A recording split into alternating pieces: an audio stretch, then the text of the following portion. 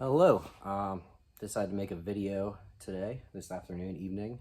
Going to be doing some upgrades on the Nissan Xterra, and I figured I'd shoot a little video. It's not an instructional video. It's just trying to get the peak performance out of this vehicle with just some minimal items. So starting with the front shocks, and then we're gonna do some oil changes. Hopefully, I don't know how much time I have tonight. So I already have it up in the air, and I pulled the front shock off just to save some time in the video. So this is the old shock. I don't know if it's original or not. And then here is the upgraded version, the Gabriel Ultra, which came from Rock Auto. You can see how much bigger it is in diameter. It is a little bit longer, but not by much. Hopefully that shouldn't affect it too much. Shouldn't overextend, because this has bump stops for down travel, so it shouldn't rip the shock apart or anything. Even though it's a little bit longer, it shouldn't affect the down droop at all. So I'm gonna put this shock on, one for each side in the front. These old ones are toast, they can get recycled. And then we will move on to rear differential, maybe the front differential, and maybe the transfer case. We'll see how this all goes. Could be more than a one part video, could be part one and part B. We'll see. I guess we'll just leave it on while we put this shock on. So I put some anti-seize on the end of the threads, and I'll put anti-seize on the bolt going through, because this is the rust belt, and it'll be nice if I have to take this apart again. If the shock only lasts so many years, I'll be able to pull it back out. If you don't know what anti-seize is, it's a graphite.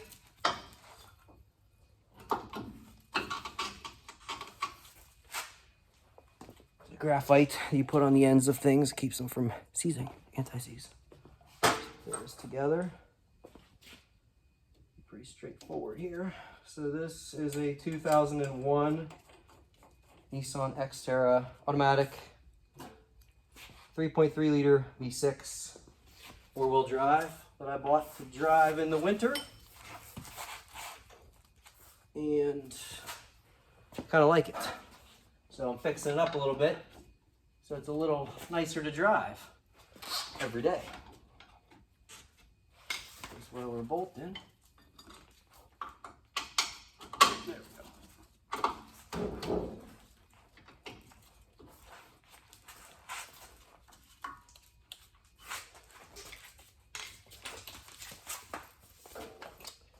I could have lifted the vehicle up a little bit more so I have to crawl around on my knees, but kind of how the camera angle works.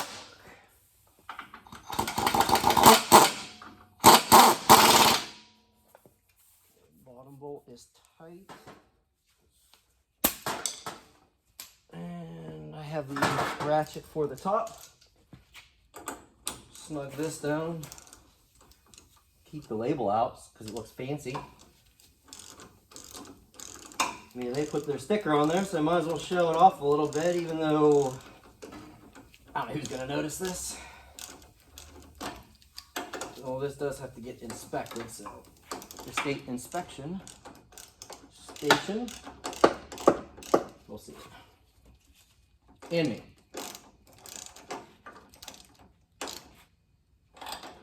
Pretty snug. Okay.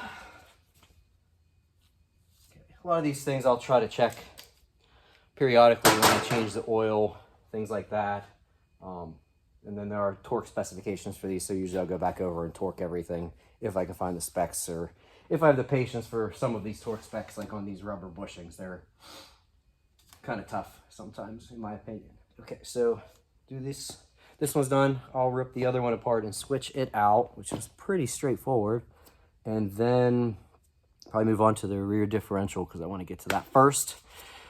This Xterra has 166,000 miles on it, so I don't know how much of this stuff has ever been touched, so that's why I'm changing it.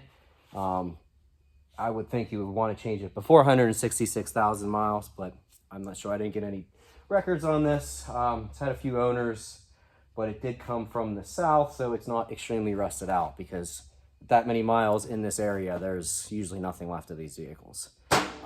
So let me switch over and we'll do the other stuff.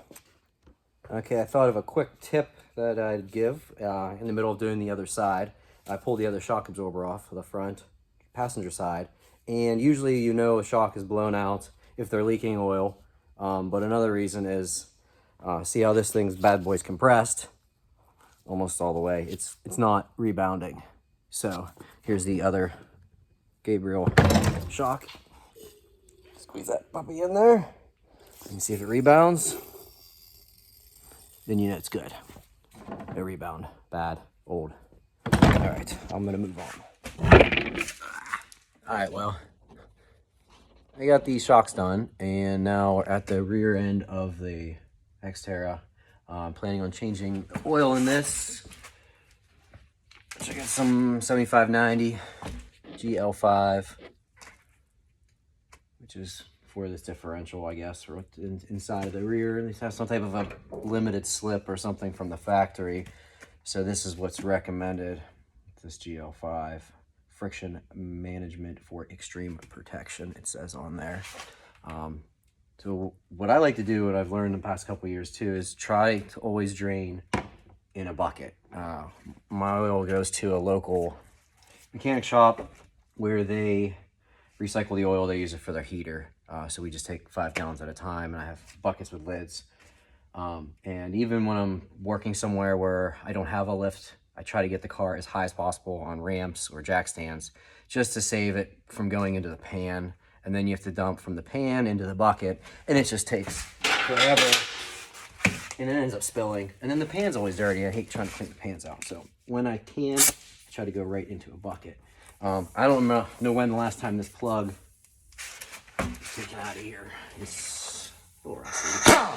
See if we can get it out with an impact.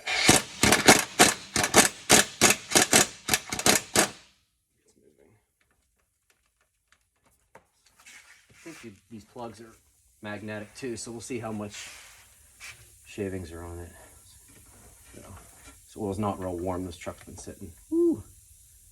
What is gear oil? Rag. So at least it's the right oil in there. Let's see. Turn my flashlight off. So let's see. There's a good bit. Shavings on it. So the magnets to catch the shavings. It's not too bad. You can see maybe my arm. See these metal shavings that are stuck in there. But that's not too bad. But the benefit of draining into an oil pan though is that you can see all of the glitter and what comes out. If I'm just, there's a bunch of stuff that's already in this bucket, so you're not gonna be able to see any contaminants if you are looking for something. So that is one reason to use a pan if you want to see what's coming out of there. So let this drain for a little bit, and then there's the filler hole up here. So that'll come out. It's the same 1/2-inch drive as an impact or ratchet or anything like that. Sway bar's kind of in the way, but I should be able to get to it. And then we'll fill it up. I think the manual, which this thing came with the manual, 2 quarts. So let it drain out, put the plug back in, and then you fill it through the top hole, and then when it starts coming out of the hole, it's full. That's it. I mean, you don't have to put any more in it. You try not to put any less in there. So we'll do the rear diff, squeeze some of this stuff in there, and I already have an open can of oil with a little top on it. This isn't ideal, but I usually just take the top that's already cut from one to the next to the next. I don't cut every single top. I usually end up saving them because those are pretty good ends. You can use the end on a regular quart bottle or something like that. Quart of oil or something else that's clean and unused. So I try to reuse the same one with the hose. So we'll see if this one works, hopefully for this application. Looks like I made a plug out of the cap last time I did something. And we'll go from there. All right, we'll check back after we do the next task. Okay, one more thing before I start putting oil in. The plug that I removed out of the bottom with the magnet, compared to the filler plug, this one does not have a magnet on it. So be sure to put the magnetic one on the bottom. Sometimes they're built in. This one's screwed in, which I've never seen before, but I've never changed a rear differential oil in this type of rear end on a Nissan before. So put the bottom one back in, leave this one out, fill it up, then I'll reinstall it. Torque spec on these, I'm sure they are, but I usually just go tight. Not drive it home, just a little over snug. They're not, I don't think they're don't know if they're tapered threads. I don't put anything on the threads either. I never have. Never really had an issue with them. I mean, I don't know. You can try and see what you think.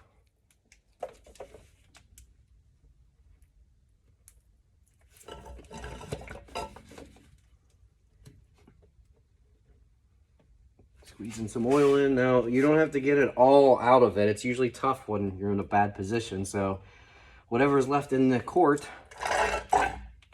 just combine it with the next one you're going to install or at the end. Because sometimes you have a little bit left. There's a little bit left in there. So we'll just switch it out with another full quart, squeeze it in. And yeah, we'll add them all up at the end. And they'll get used for something, if not this project, I'm sure. Okay, it took a little more oil than I thought, but as you can see, where are we at here? Whoop. It's flowing out of there. I'm not doing real good with this, but yeah, you can't really tell, but you can always stick your finger in there and just curl it down and just dunk it in just a little bit and just see if you don't have a visual. Dunk it in there and see how close it is. If it's a hair low, well, it's not gonna be high, it's gonna drain out, but it should be just fine. Definitely gonna be way better than what was in there. I probably should have taken the top plug out first, thinking out loud, and see how much was even in there. I have not checked it. Could have been driving around extremely low, but whatever. At this point, we'll move on, and maybe we'll do that with the transfer case and the front differential if we get to that, which we're moving on to that next. Okay, now we're at the transfer case. I found the drain plug, and then I found the fill plug, which is on the other side. It's not in the best location, but I should be able to fill it with the tools that I have. So I'll drain this out. We'll see if it's red. I think this is like an automatic transmission fluid, ATF. You want to call it that. Okay, not too tight. Now this plug is in cast aluminum. So you're definitely going to want to be careful putting that back in. I've never cracked an aluminum transfer case with a drain plug before, over tightening it, but I'm sure it could happen. So let's pop this thing open, try not to spill too much of this oil and see if it's red, how dark it is. I don't know if this has ever been changed, but I'm pretty excited to get new fluid in it. This, this thing's always spinning when you're driving.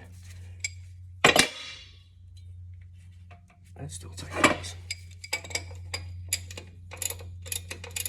So pretty much every fluid, oils go into this bucket. I guess the shop has never really complained.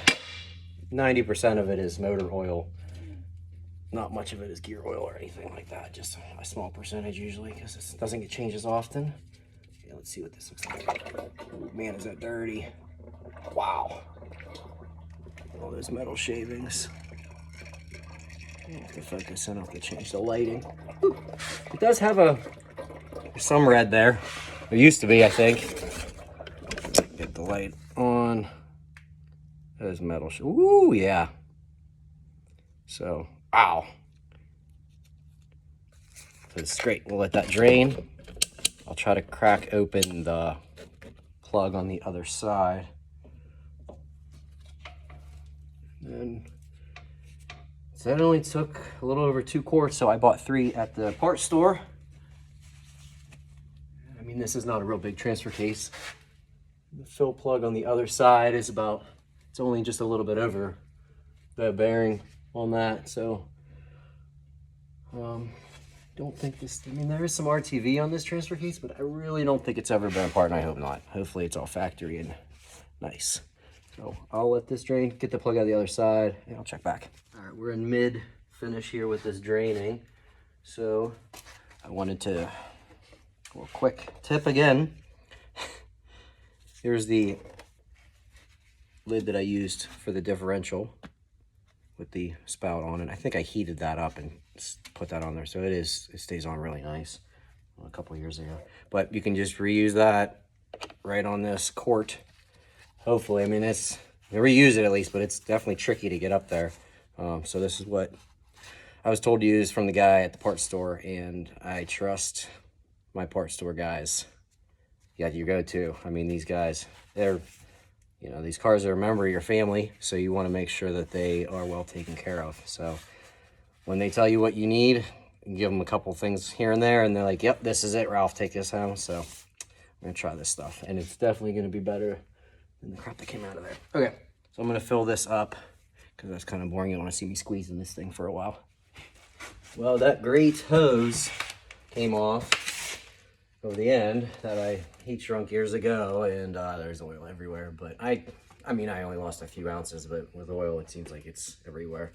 So I don't know, I have maybe like a half quart left. I can't see it in the hole, but I'll know when it's draining out. I don't know if I'm gonna use this hose on here again or not, or try to put my finger over it. It's whatever. Just leave the camera on, we'll see how bad it smells. Maybe it'll be funny. Here it is. Get my finger over it. Oh man, there we go. Okay. I have lots of cardboard on the floor too, because I figured it was going to spill. It doesn't have a dipstick. When it runs out of the fill hole, it's full, so you know you're going to spill a little bit. Either way. Okay, it's running out. You can see it coming out, probably. That means it's full. Put the plug back in. Plug without the magnet, same as the rear differential. Tighten it down to snug, very snug, and move on. Okay, we are at the front of the car looking towards the rear. I've decided to check. I got this top plug loose. I'm going to pull it out, and I'd just want to see how much oil is in this diff by sticking my finger in. Just curious. So it's full. Yeah, I mean, it's actually pretty clean too, but we're here. I have the oil. So we're going to drain this out. I already loosened this one, but it's loose. Cool. Try not to drop the drain plug in that 5 gallons of used waste oil and all that other stuff. It might. I don't know if it'll even fit through the funnel hole. Oh, is it dirty? Wow. Huh. Drains a lot faster with that top plug out. Once again, check it out.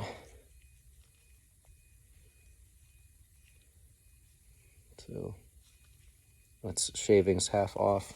That's crazy. Pretty neat how that works. So let that drain, button it back up, squeeze more oil in. Happy Xterra, happy Ralph. Okay, so the front differential took a little under 2 quarts of oil. It's draining out now. It's draining all over my hands too. That stinking hose blew off. I'm done with that. I'll have to reinvent it or just use something different next time. Usually the front differential holds less. It's usually smaller. So that worked out because I had just enough oil laying around. Put this plug back in. And then, I mean, I feel like we're setting records here tonight. I have no idea if the stars aligned or what's going on here. So put the wheels back on. Definitely, I always torque the lug nuts. Definitely don't want anything flying off. That's a big thing I do. I like to make sure they're torqued. We'll put this back down, and then I do have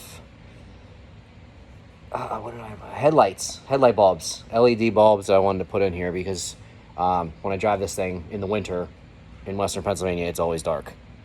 To and from work, it's dark. Even at noon, it's usually dark around here because it's winter and it stinks. So I'll get this wrapped up. We'll get back on the ground, and then I guess we'll move on to the LED bulbs. I've never installed anything like that before. LED. Installed headlight bulbs, but nothing this fancy. So I'll check back. Okay, well, I'm going to torque these lug nuts to spec. Like I said, I always like to torque them because you just don't know if you miss one when you're using the impact or not. Definitely want to be safe. The torque wrench, and then unfortunately, there's a key for one of the lug nuts. Each wheel has one of these things. I don't know if this thing came from an area where they were stealing Xterra wheels. Definitely want to get rid of this eventually and get new lug nuts, but for now, we're just going to use it because they all seem to be fine and the key works. So I'll torque these down. We'll start with this key. It fits one way. Every time I use it, it makes me nervous. Like I'm going to strip it out. There it is. I have to use like vice grips on it. So click. You know it's torqued. So I got them pretty close with the impact. Star pattern usually. You want to bounce on it, you just want to push down until it clicks. So those were all good. I'll go over, do the other side, and do the headlights. I forgot that I had this too. We're gonna do a little bonus round. These little things are what make this thing so much nicer. The clip for the passenger visor is broken. I was gonna drill it out and put a zip tie and yada, yada, yada. But it was easier to just purchase one, and the other one is toasted, so it's gonna come off, it's broken, and this will be great for the passengers, and when I'm driving it's flopping around on the other side and distracting me, so enough distractions on the road. So I'm gonna switch this out. Okay, so my last task for this evening that I mean there's more that I want to do, but this is plenty, and so I have the lights on now. Those are the low beams. Those are not OE. I just bought new headlights, and they came with bulbs on Rock Auto because the headlights were so sun faded because they're plastic. So these are, I don't know, a week old. They haven't been used very much, but the headlights themselves, the covers, the lens, the covers are clean and clear. So those are the stock ones, and then I'm gonna switch it out with these other ones, and I'll show you the box, and I'm curious to see what it looks like. I wanted to do this outside, but it's easier to change this stuff out inside. Okay, well, I had to pull the grill off, which the clips are broken anyway, so it came off pretty easy. I just use zip ties now. But here's the old bulb, which is like an OE spec. Try not to move. Here's the new bulb. I mean, that's probably what, I have no idea. It's pretty goofy looking. It's like it might blow some fuses, but hopefully it's heavier too, for sure. You know, plugs are the same. Hopefully, I mean, we'll see here. I've never messed with anything like this before. I mean, it's like 3 times as heavy. And this housing's aluminum or something like that, some type of pot aluminum. Obviously, it's plastic. It's interesting. Came with these funny little gloves. So I'm going to install this, and then we'll do the final test against the garage door with the lights out again. Okay, well, I ended up taking the headlights out. It was much easier to get these new bulbs in, and I did notice just now, this is the second one, so I installed the first one a little wrong. There is an up on the headlight, the new LED bulb. So I might have to pull the other one back out again because I already installed it there. Or maybe I can spin it. I don't know. We'll see. Get this one together at least, and then go back to the other one. I got anti-seize all over these white gloves because I had it on the headlight bolts from when I changed the headlights out a few weeks ago. So let me get this back together. I'm glad this is the last task because I am kind of getting worn out. Even though these have been pretty smooth, it's just maybe too many for one evening. Okay, I got the headlights installed. I did not reinstall the grill in case they don't work. The grill, most of the clips are broken anyway, so it usually just gets held in with zip ties. So let's turn on these lights and see what they look like. Hold this up. Yeah. Oh, wow. Yeah, that's substantially brighter. That's on low. I will try the high beams. Holy cow. Oh my goodness. Yeah, they might need to adjust it a little bit, but it's dark out now. Oh yeah, that's killer. That looks great. So I don't know. Wow. Yeah, they are much brighter. So very, very cool. Well, I wanted to thank you for riding along with me. Definitely enjoyed it. First time I've ever made a video like this, and it was pretty neat. Definitely looking forward to some of the upgrades that I did. The headlights probably be the most noticeable. The front shocks, I'm sure when I was driving in this morning, I was like, okay, this is what the shocks feel like now. So on the way home, when I hit all the potholes and dodge deer, we'll see how well it handles with those new front Gabriel shocks. And then the oils and all that, that's a long-term thing, probably not noticeable right away, but should benefit the Xterra long-term because I really don't want to get rid of it right now. I do like it, and I need a winter ride. Hopefully I can make some more videos. Not sure what the content will be. Maybe my express van, my Frontier, camping. I have no idea, but I mean, this is a long-term project, so I'll definitely upload some more while I'm messing with this thing. And thanks again for riding along. See you.